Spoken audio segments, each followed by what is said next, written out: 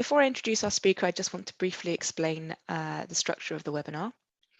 So as teachers working with plurilingual learners, often much of our attention is directed to learners who are at the earlier stages of English language proficiency. So supporting them to make accelerated progress to catch up with their peers. But today, though, we're shifting to a focus on those learners who've already reached bands C or D and perhaps E, and are often assumed to be independent learners, but who may have plateaued in terms of their language development. Tom, our speaker today, will explore the characteristics of student language at these higher bands, and will consider how the Bell Foundation assessment framework for schools can be used for both assessment and target setting. If there's time at the end, Tom will take questions that you might have, and I think he's hoping to make a little bit of time for that. So please feel free to use the question and answer box to send any questions to the presenters as they come to you, and I will collect them and pose them to Tom at the end of the webinar. So that's the Q&A box for the questions. Tomorrow, you'll receive an email from us with a link to access the recording of the webinar. So enough of me now. It gives me a great pleasure to introduce Tom Beaks. Tom joined the Bell Foundation in 2020 and has worked in language education since 2003 and has taught in China, Japan, Ecuador, and North Africa. His main areas of interest are teaching young learners, project-based learning, and teacher development. He holds an MA in anthropological linguistics and is CELTA and Delta qualified. He's worked as a teacher trainer in the UK and abroad and is a regular speaker at English language teaching conferences such as IATEFL. So over to Tom. Hello, and good morning or good afternoon or good evening, depending on where you're joining us from. It's good to have you with us today. So let's get straight into it. First of all, we'll look at what our aims are for today. So I'll just give you a quick moment to read this slide.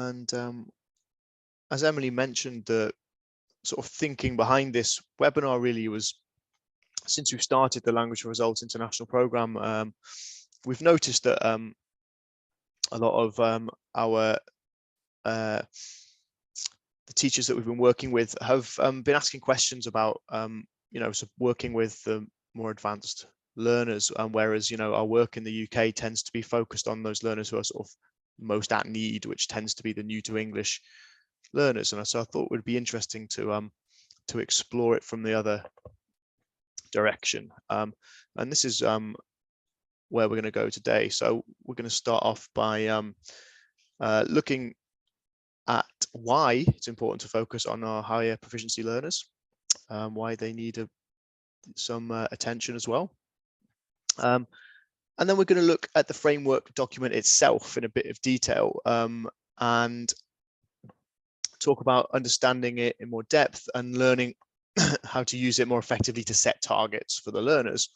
I had originally planned also to talk about classroom strategies for developing language in advanced learners, and we'll mention this, but it very quickly became clear in the planning of the webinar that there's just not going to be time to do that justice. So in terms of that aspect, I'm going to be doing a partner webinar to this one later in the year, where I'm going to focus specifically just on classroom strategies for supporting our more advanced learners, whereas this webinar is more focused on the using the framework and the target setting aspect of working with students. So I've got a second poll that I think Charlie's going to put up for you in a second.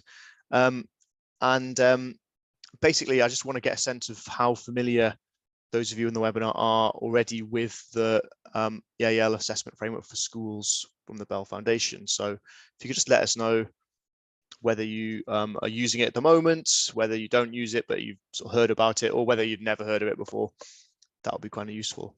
It might be helpful for you to have a copy of the framework to hand with you during the webinar. It's not necessary, but you might find it useful. So if you are familiar with the framework, then the next couple of slides, I'm just going to talk about, I'll give a brief overview of what it is and what it looks like, so you can pop over and get it. And I think Charlie's just put a link in the chat as well. Fantastic. So I'll very quickly, okay, there's a bit of a mix. I'll very quickly describe the framework in case you're not familiar with it, or to give you a quick review. And it's broken down into 4 domains of listening, speaking, reading and viewing, and writing. The idea being, by separating the domains, teachers can better focus on the strengths and areas of development for each student. And then there are 5 proficiency bands, going from new to English up to fluent, A, B, C, D, and E. Each domain has 10 descriptors.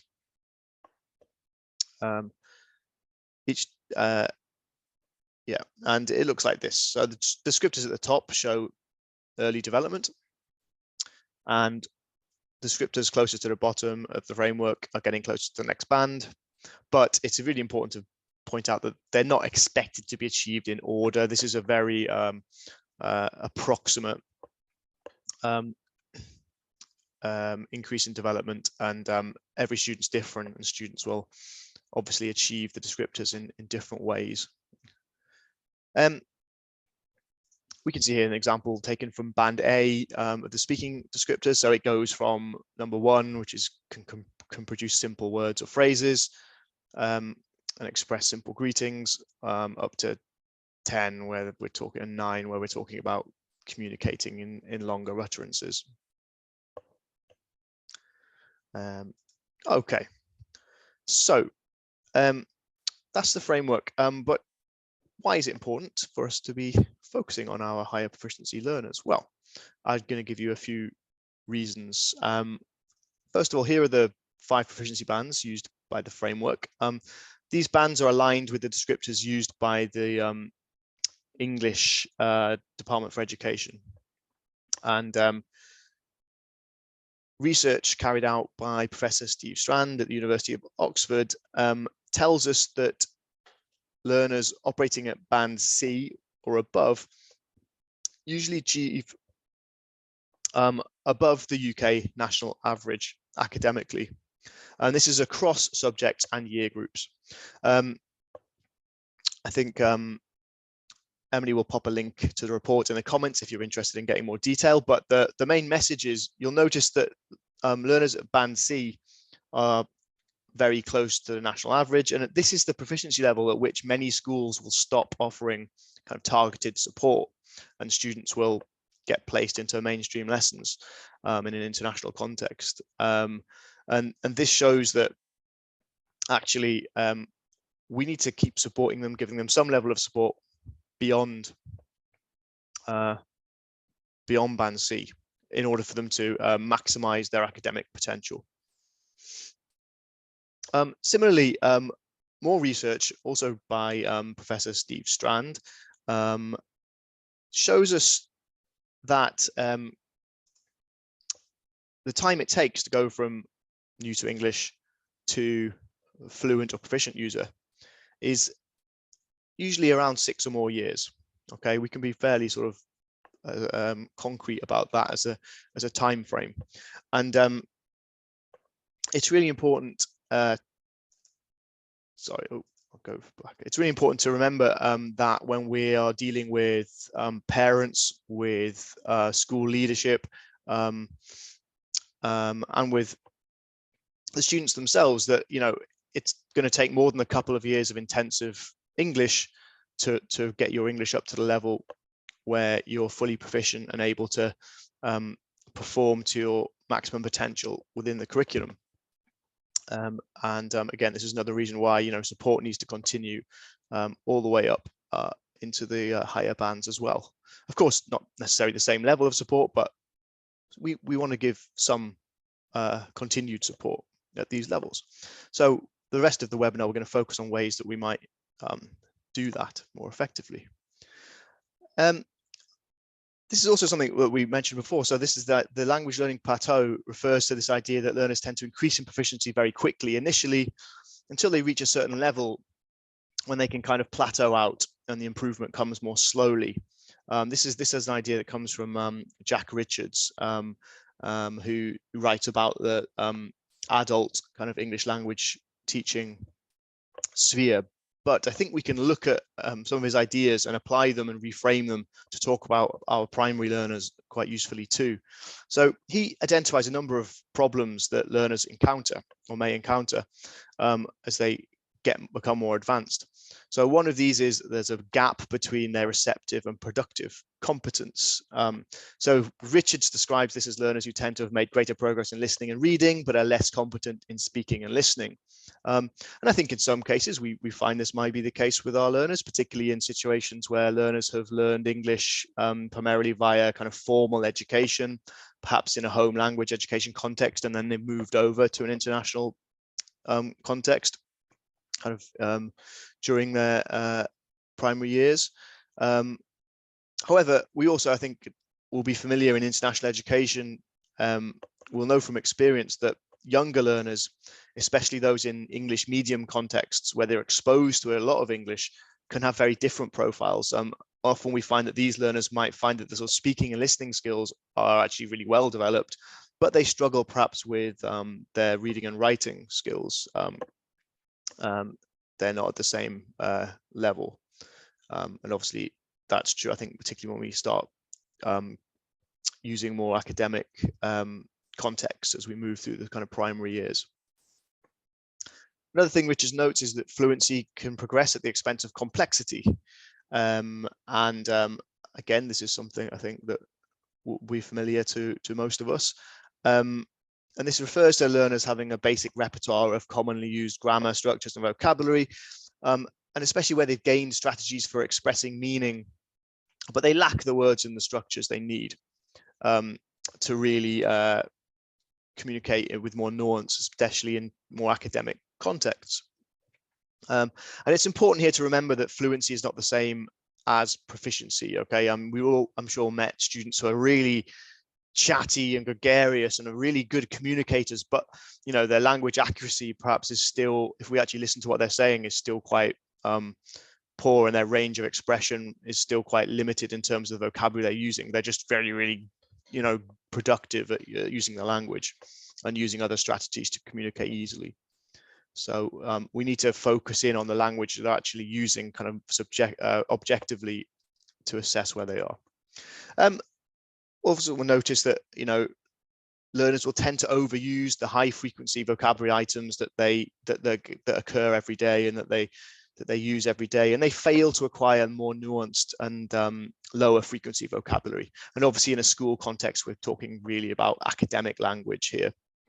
And in particular, what we can call kind of the tier 3 vocabulary, if you're familiar with the sort of vocabulary tiers, which is tier 3 is like the jargon that's specific to individual subjects, and the tier 2 vocabulary, which is academic language that's cross-curricular, that would be more kind of formal language that's useful across a range of contexts, and they're the areas that we probably need to support the learners in. And lastly, Richards notes that language production can become fluent and grammatical, but it lacks characteristics of natural speech. It's too formal. And now, bear in mind, Richards is talking about adults in an English language context here. So, and I actually would argue that this is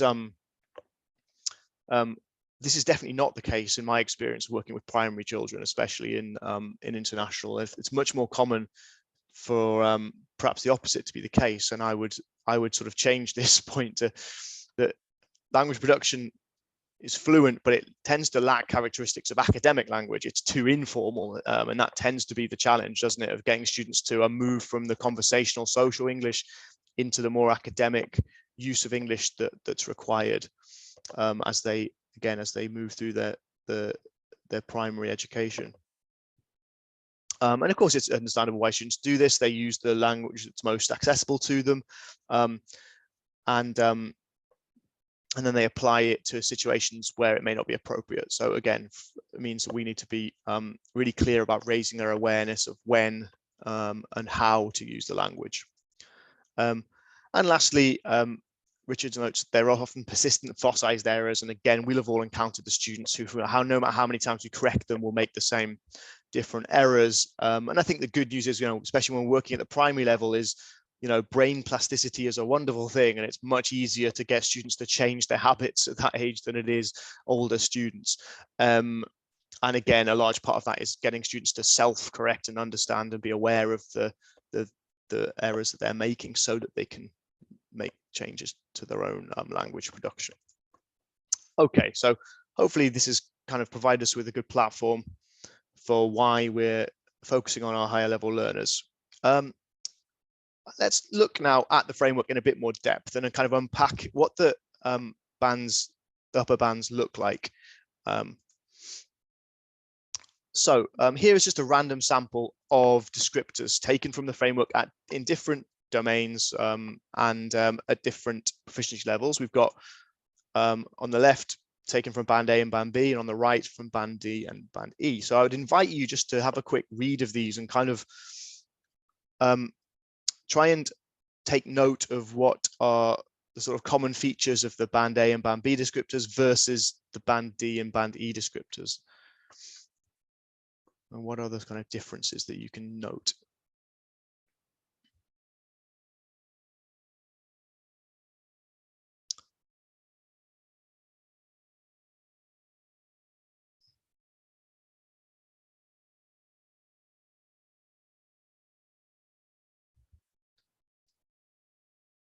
And hopefully you will see some patterns emerging. So I'm going to talk through these now. We can see that the band A and band B descriptors tend to reference specific items of vocabulary, for example. Very clear here, put up your hands, names, labels of objects. These are very concrete references to vocabulary items.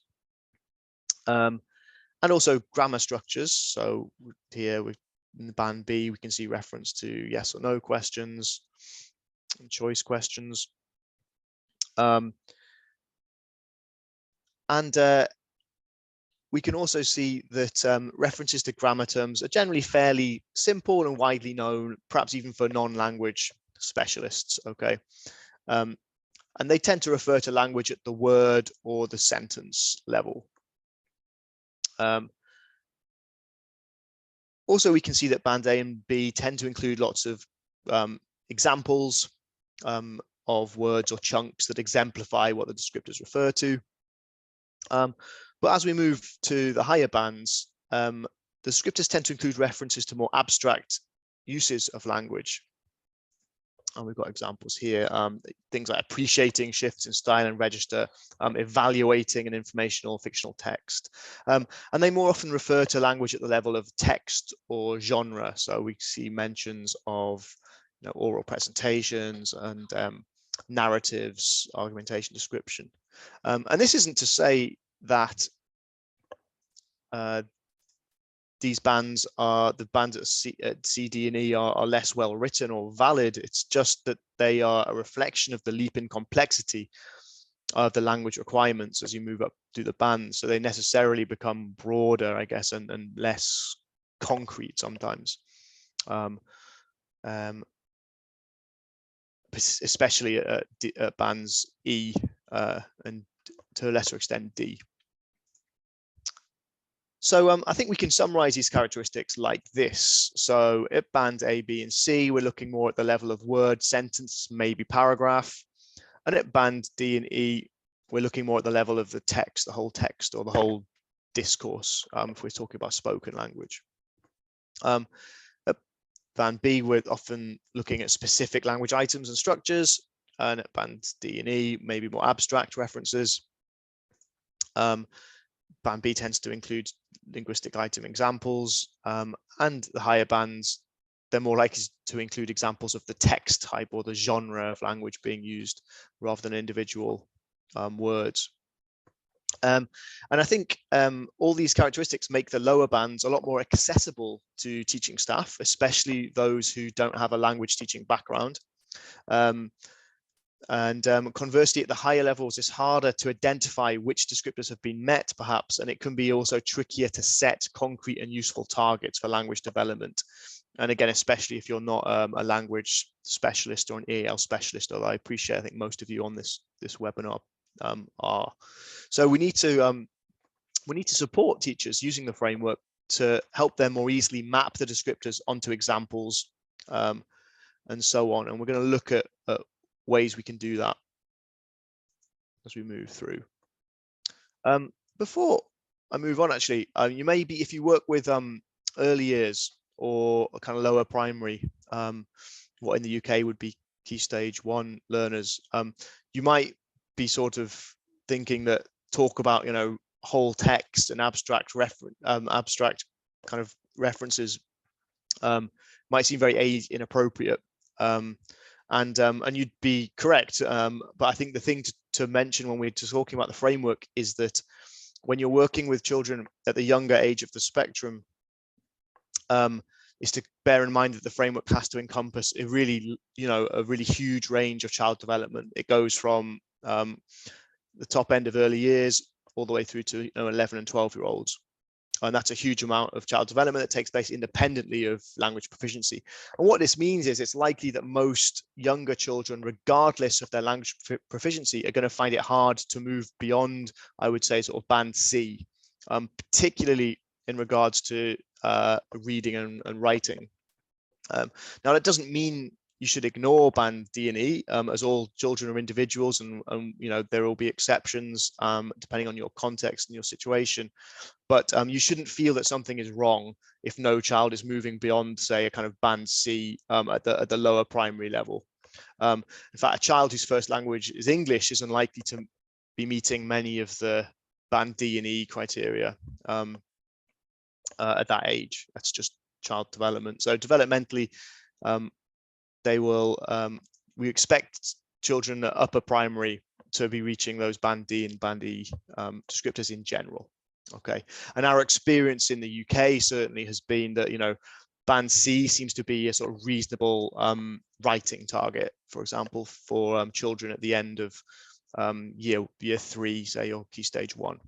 That's been our experience, but again, you know, everyone's context will be different.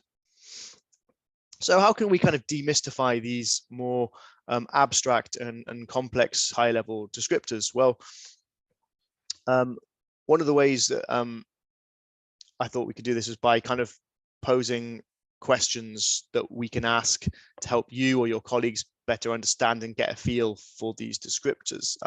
These questions aren't in any particular order, but they're just in reference to some of the characteristics. So firstly, we need to understand the type of text or discourse that could be used to evidence a particular descriptor. I'm using text here in the sort of more technical sense, of the linguistic sense of any written or spoken language. You know, what kinds of texts can we use as evidence? So we need to think about that.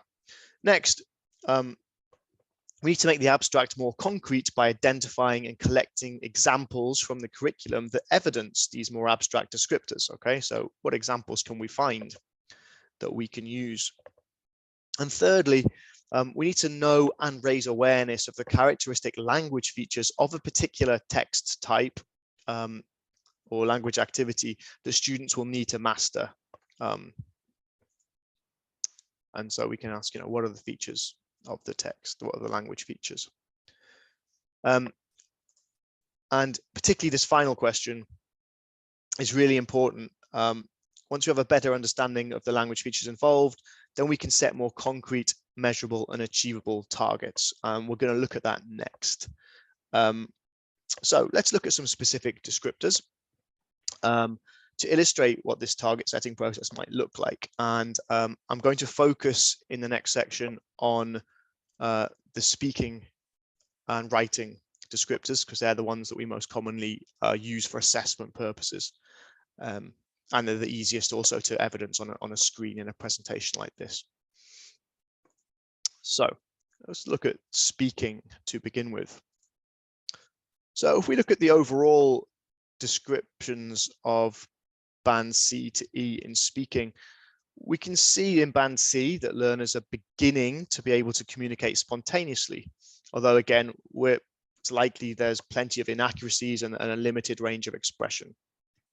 And this again is the point that often standalone EAL provision is withdrawn and learners get placed into mainstream classrooms.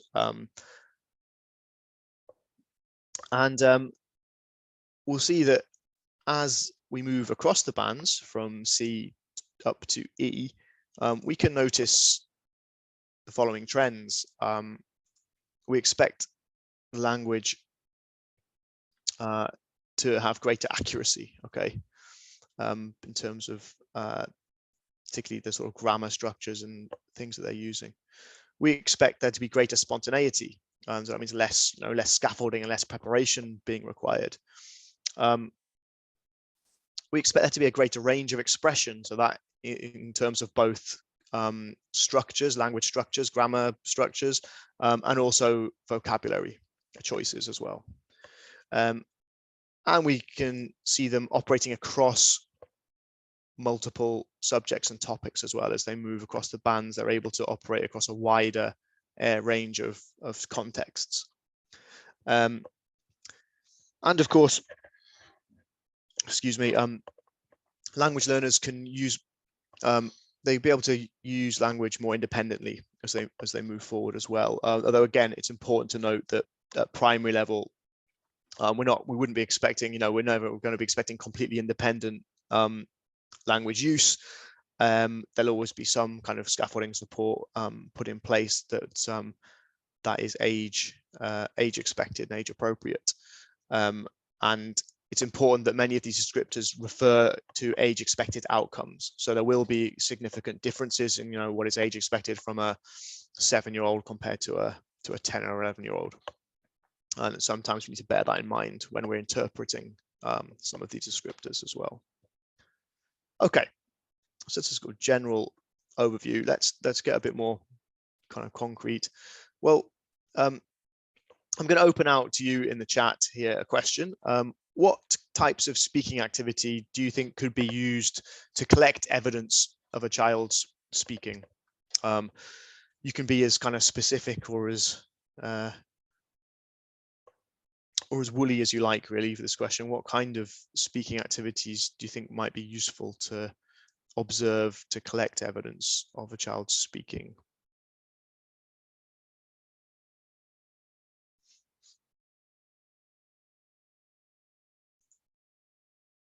Pop your ideas in the chat box.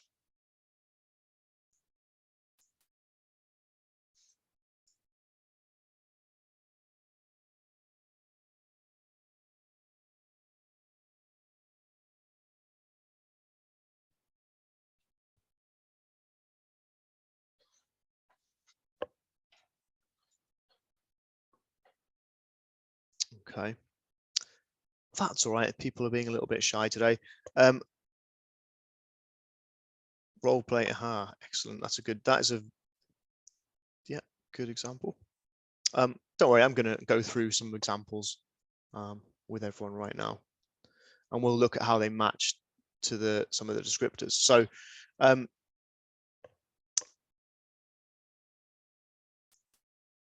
first of all, any group or pair work discussion task is going to be a good source of evidence. And of course, there are many different types of these. So let's think of some useful ones.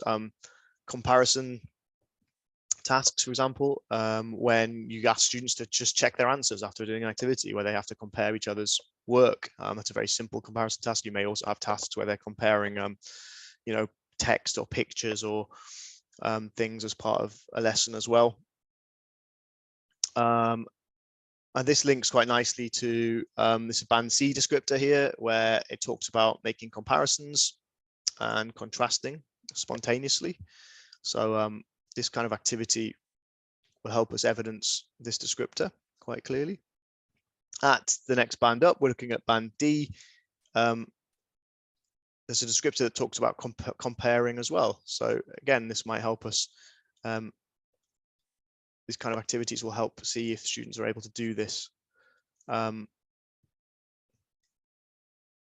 And there's a bit more concrete here. They're comparing attributes, so they're actually looking at characteristics and this kind of thing they might do in a science lesson, for example, comparing the properties of different objects.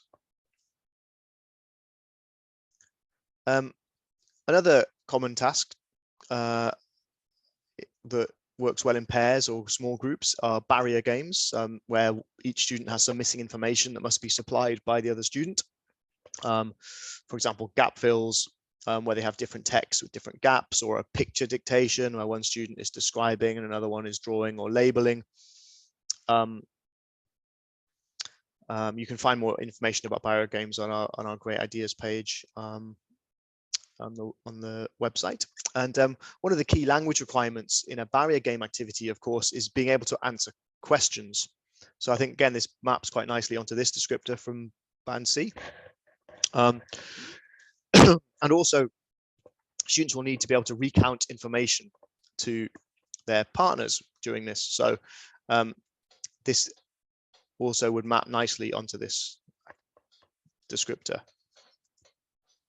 And at Band E, the highest band, we also have a descriptor that talks about speaking fluently with little hesitation, and this refers back to our to the use of questions, because word order is critical when we're asking questions, using word order rather than intonation. And again, we could also listen to students using their questions and see if it maps onto this descriptor as well. So you can see how it could be used, this activity, to map descriptors at different levels.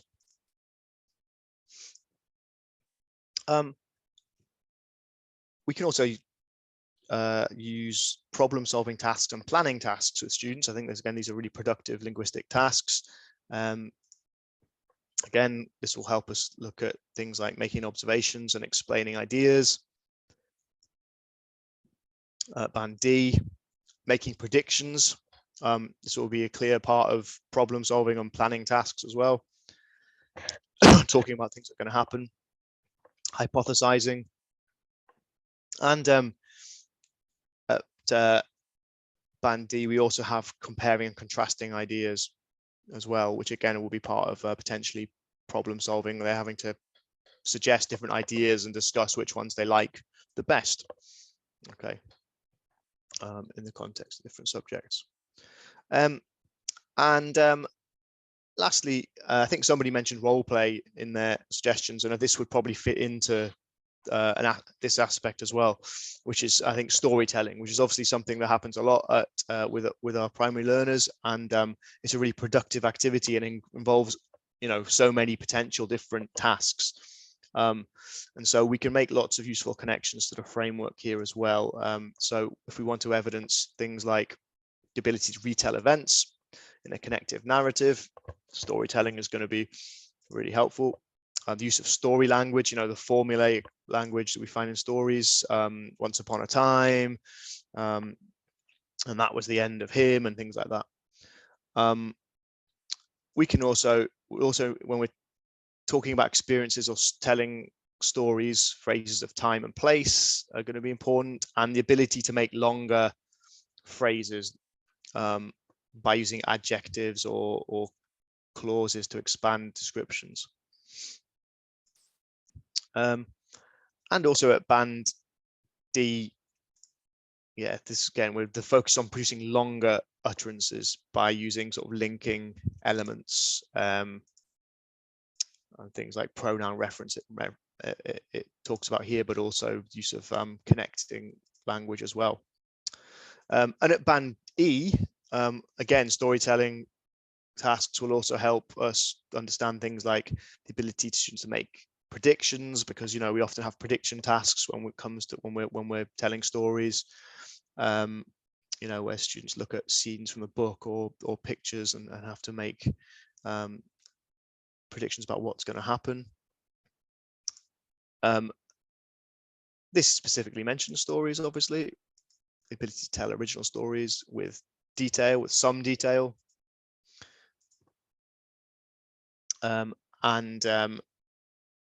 We might, after we've introduced a story in the classroom, we then have all kinds of activities around analyzing it, discussing it, talking about the issues that arise from it. And again, this band E descriptor links well to those kind of activities. So yeah, storytelling is a really rich place to get evidence for these kind of descriptors. So and we're also looking at a range of different language structures as well. Okay. Thinking about concrete examples then and collecting them. Well, I mean, obviously, you know, we'll all be able to have access to different classes and groups in order to collect evidence. So, I mean, I can't provide you with examples here because unfortunately I don't have any lovely videos to show you right now, but we can talk about how you would go about finding examples. And again, I think the key thing when it comes to collecting speaking evidence is to not focus on too many students in one go. So the key is to focus on only 1 or 2 students or a small group. For example, each week you could identify 1 or 2 students you're going to pay attention to, and you can monitor their group discussion or their pair work for a few minutes and make some notes. If you've been teaching online, actually, recording breakout room discussions I found to be a really useful way of gaining really useful evidence about how students are using language with each other. And lastly, it might really be really useful to suggest collecting evidence of speaking while the students are being engaged by another staff member. So if you're lucky enough to have a classroom assistant, for example, who could read the students a story and ask questions while you're observing, then you're going to be able to notice a lot more easily what the students are producing. And you'll be able to get some really good evidence as well, simply by paying attention to learners during informal or incidental conversations that take place during the lesson as well, with whether that's with their peers or with other staff members. And once you've collected these notes and ideas, you of course can add these to a progress tracker. This is the Bell assessment tracker, which you can download for free on our website. But you know, it could equally be any other assessment tool that you're using in your context.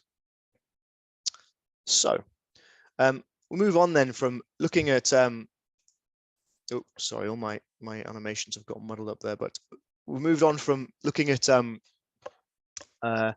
where and when we collect the evidence to kind of what are the language features of the text type or genre in question. So I wanted to take one example here, which is stories and narratives, which we've already talked about. And by observing and noticing the language that is getting used in the classroom in different tasks and situations, we can then hopefully build up examples of successful language and build awareness of what we want and don't want the students to be doing.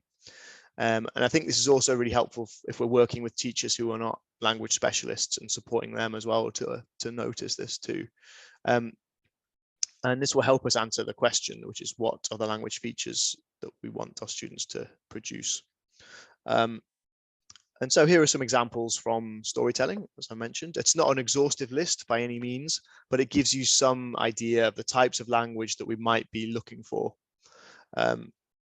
when we're listening to students talk about their past experiences or narrating a story. And again, I'm not going to go into loads of detail on that right now. But I will mention, you know, narrative tenses are a really important part of telling stories, and that's something we'll be focusing on. We can relate to some of the descriptors. So let's say we've collected our evidence. Now, the most important part of doing all this, of course, is to help the students progress. So we need then to set clear targets for the students. And I'm going to give you an example of one of the descriptors. So this is from Band D, and this is the descriptor of saying the student can retell events and connected narrative. Okay. And it's okay to set targets that are really specific, okay, especially for the more proficient learners, because you're going to find that they they often will fulfill a lot of the criteria, but they might just be struggling with one aspect of it. Perhaps, you know, they're overusing a particular phrase, or they just lack one particular language feature, or they need to expand their vocabulary in a particular area. So it's really helpful to move from this more general targets that appear in the descriptors to making them more specific. Ooh, I'm moving backwards. So if we want to move a student towards band D then, and this descriptor, then we might want to say something like they can use some common linking words to retell a story or a personal experience. We could also split it up by talking about they can use formulaic story language, you know, with specific phrases. So by breaking these down, we can set more achievable, measurable targets. Let's look at this band E example, and we might break this down by focusing on the topic for discussion. So rather than talking very generally here, we just make this more specific. So we would say can discuss, for example, arguments for and against fossil fuels from the perspective of different roles, using future forms I've chosen in this particular example, but obviously you would substitute the areas in purple for whatever topic and for whatever language your particular student needs to work on.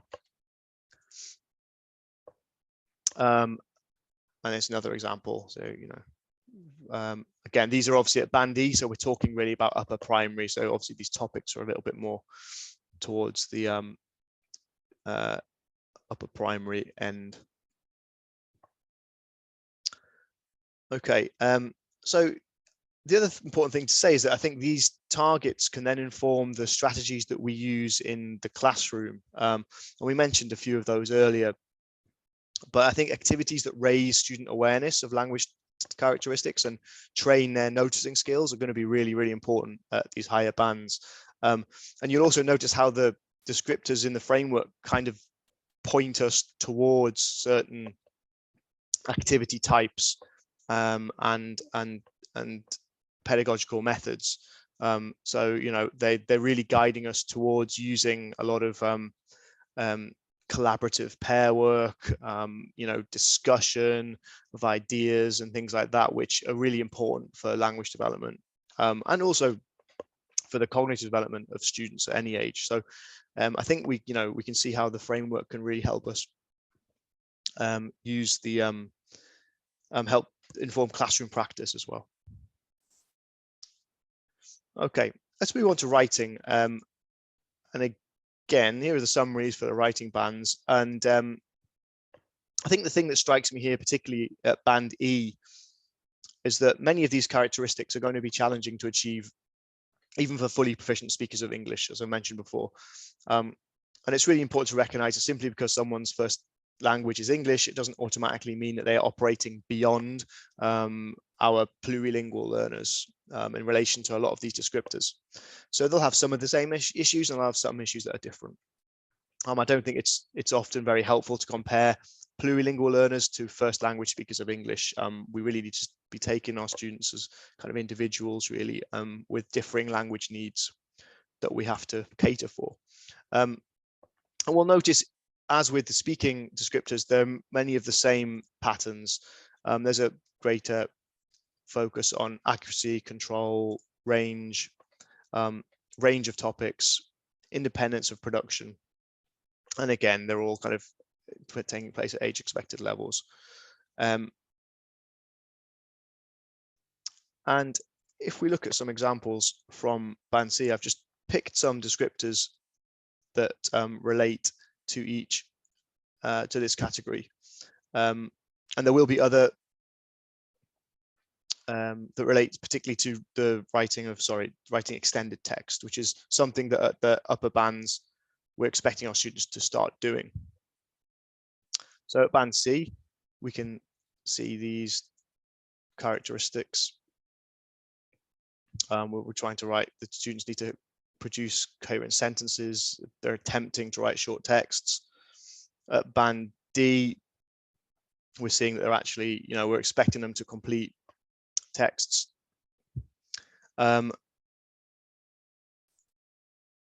With things like time sequencing.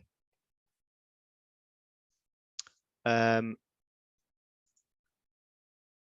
writing grammatical sentences. And notice the difference here between band B and band C. So sorry, band D and band C. So in band D, they're expecting grammatical sentences.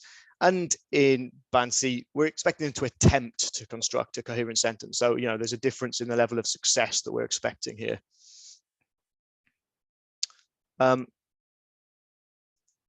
coherence is an important theme when we're writing extended texts. And we're also expecting them to produce, these meaningful, clear, and coherent passages. And I'm going to explore a little bit more about what that means in a moment. And at band E, we're talking about clear, well-structured English across the curriculum and an appropriate style and layout. So not only is the language accurate, we're also talking about the way that they're structuring it and laying it out and the style that they're using as well. So again, different text types will have different layouts required of them, and these students need to understand that. And lastly, you know, this is very vague, isn't it? Write competently. Well, you know, what does that kind of mean? But I think what we need to be focusing on here is, again, the age. What's age expected of in terms of competence, okay, for our students, because that's going to guide us there. Because yeah, these can be quite vague and nebulous otherwise. Okay.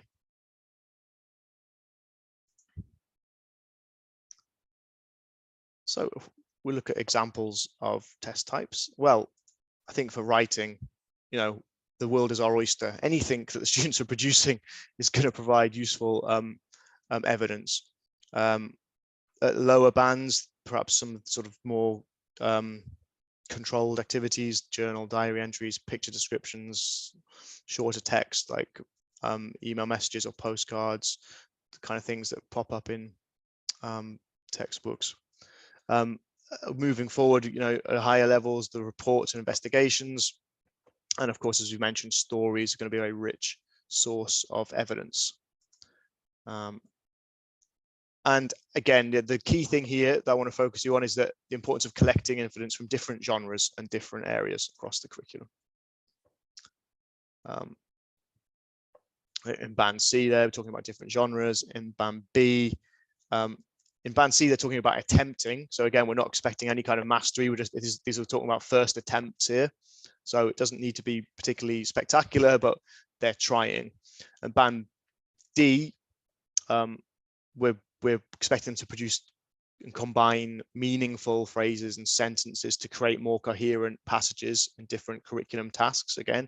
So we'll need evidence from across different areas and topics.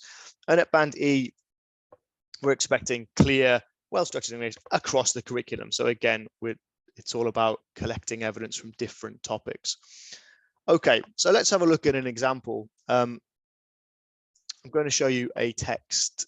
This was written by a year 5 student at an international school. They were asked to write a paragraph about photosynthesis, and this task was preceded with lots of preparation, including watching a video, making notes on graphic organizers, and the teacher shared a model paragraph with the class. So looking at this, I'm just intrigued to know, write in the chat, what band would you put this learner at?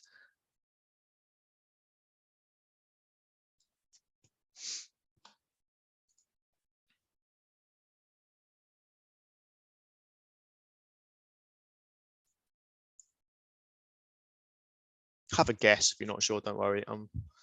It's only one text, so you're working on insufficient information really, but I just want to see if people have got a sense.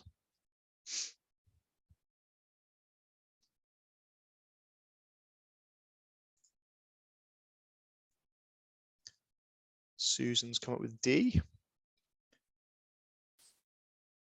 Gabs. Okay, a couple of D's. Okay, so let's do a sort of worked example, if you like. I'm going to sort of talk you through my thought process, okay, when it comes to assessing this text. So let's look at band C first, okay, and see where this person meets the criteria. So we've got this descriptor, attempt to construct a coherent sentence. It talks about using common articles. Oh, which have all kind of got a bit skew if there, which we can see being happening. Talks about prepositions, yeah, and conjunctions, yes. So I think this one's been very easily evidenced, and so we, yeah. This is another band C, combining ideas to produce meaningful statements, so they may not be fully accurate. And again, I think we've got some good examples of this here, the student combining ideas together. We've got linkers like because, and we've also got a conditional sentence, which is a kind of linking together of two bits as well. So again, I'd be really happy to say, yep, the students don't manage that successfully. And can attempt to write short text in different genres. Well, I think this is a really good attempt at writing a sort of scientific report about a process. So I'm happy to say that this meets the evidence of meets that criteria. Although of course we need more information, because we need to also see how the student writes across different genres as well. I'd want to see other examples of their work to solidify that. But I think we can be pretty confident this student sort of seems to be pretty comfortable working in band C. So let's have a look at, let's move up to band D a little bit and see where the student is. So again, we've got this this descriptor in band D can employ a range of modal elements and tenses to construct a text. Well, there's one example of a modal verb here in blue, and the yellows we can see that they're using the correct tense structure, which in this case is the present simple, which is what we use for describing kind of factual information in a scientific context. So this suggests to me that they are meeting the evidence, but of course we will again need more. There will be more information required from other texts to see if they're also capable of using other structures. But this seems encouraging. And if we look at this again, combining phrases and sentences to produce meaningful, clear, and coherent passages. And again, I think the student has achieved that with these examples. Now there are inaccuracies, but that's fine. We're at band D. We'd expect a certain number of inaccuracies, but they are linking ideas together. And I think the idea, the general point that the student is trying to get across is clear despite the inaccuracies of the language. So again, I'd be really happy to say that one's been met. And we can also say, can they use simple sample tests to scaffold content and structure of writing for different classroom purposes? Well, yeah, I'd be happy to say they've met that, because we know that in preparation for this, they used a sample text, okay, as I mentioned earlier. So let's look at then band E. Can we evidence anything from band E? Well, we've got this descriptor, can write reports using technical vocab. And yeah, definitely happy to say that they've met that. I think there's really good use of technical vocabulary in this. But if we look at something like this is the very first descriptor in band E, which talks about demonstrate full control over the use of grammatical conventions. And I think it's quite clear here that the student is struggling a little bit with the subject verb agreement. You know, there is chloroplasts, leaves, has, and so on. So I would say they're not there. So I totally agree with those of you that put band D. I think the student is at band D, and they're moving towards some elements of band D, definitely. But I think they're sitting very comfortably in a band D there. Okay, we're almost done. But before I finish, I wanted to talk about one common problem that we find that I've noticed with using the framework with primary learners in particular. And this is a problem with punctuation. So if you look at the framework in band B, which is one of the earliest, which is the emerging competence band, and you'll see that there's a descriptor there which talks about the making independent use of basic punctuation. And this is actually the only mention of punctuation in the written framework. Okay, and this can cause some confusion, I've noticed with teachers, and that's because it's the only mention of it. Therefore, teachers tend to assign band B to learners who aren't using punctuation correctly, regardless of what other evidence there is of their language use. But if we look at some of the other descriptors, I think the effective use of punctuation is probably implicit. So these kind of descriptors in band C and D, for example, about constructing coherent sentences, these imply that the student is able to use, you know, full stops to represent the end of a sentence and commas to represent different clauses and so on. I think this is where it's really important to use some discretion, because it's possible to produce coherent sentences and coherent passages even with problems in punctuation.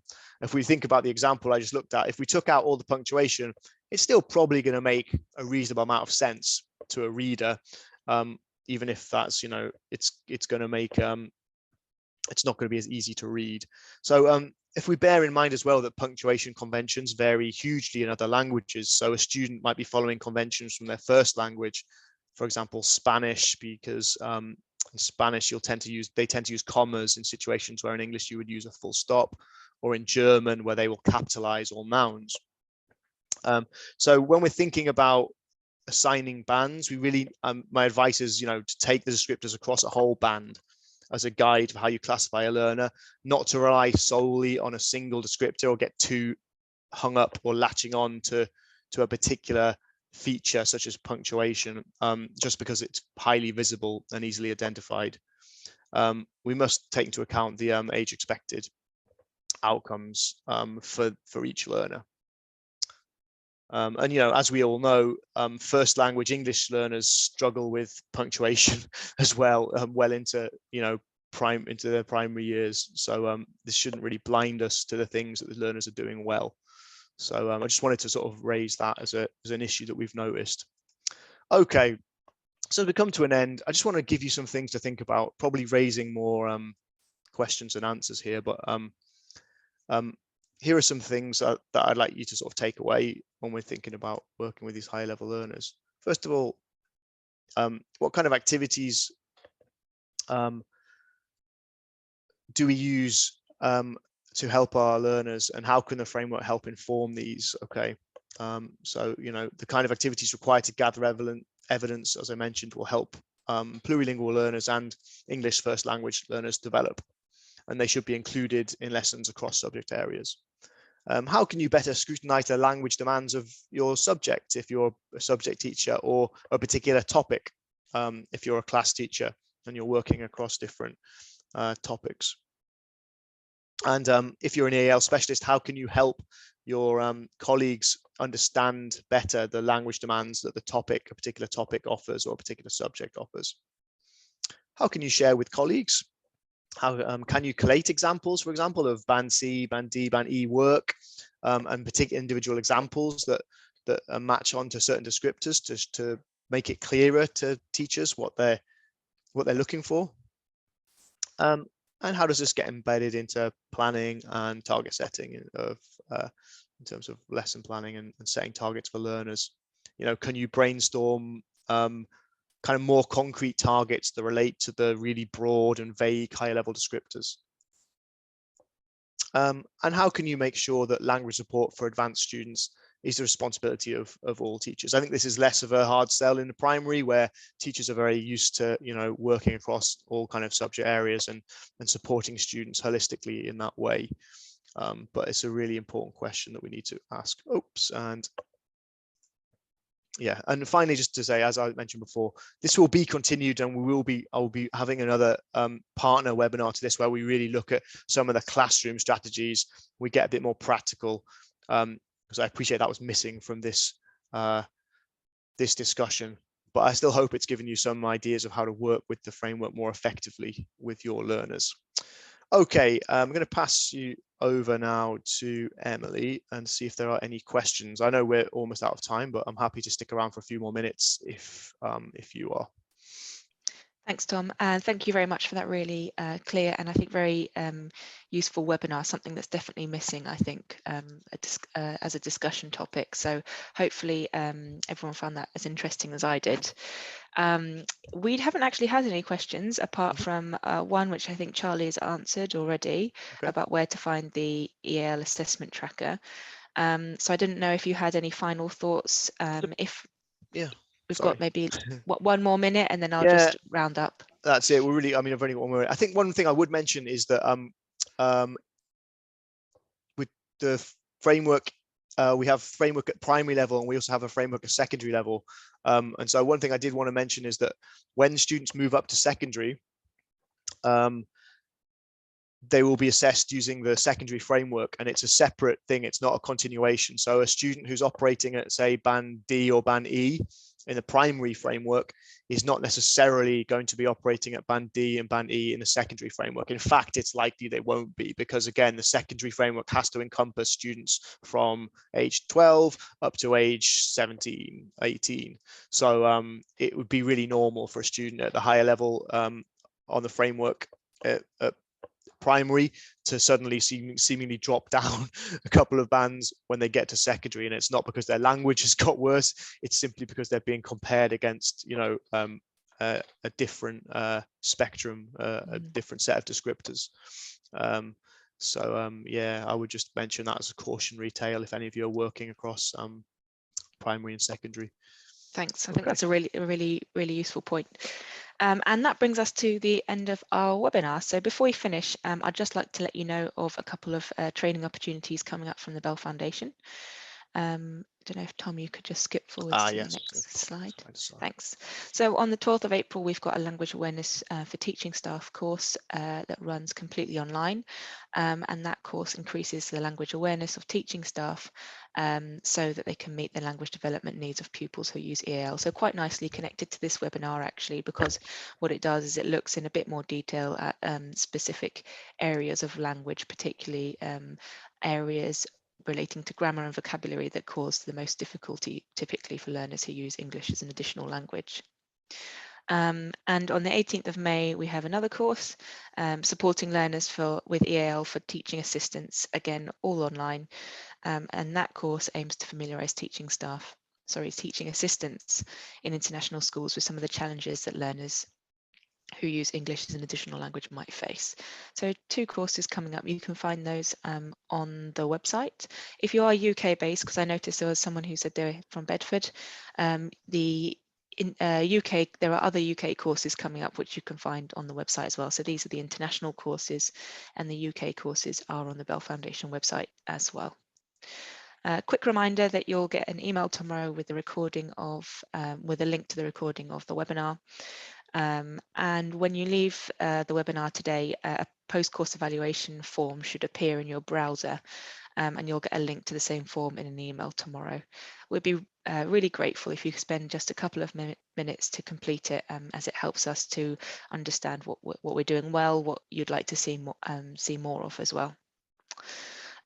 So thank you finally again for taking part in today's webinar. Thank you to Tom, thank you to Charlie as well, and we look forward to seeing you again. Goodbye. Bye everyone, thanks.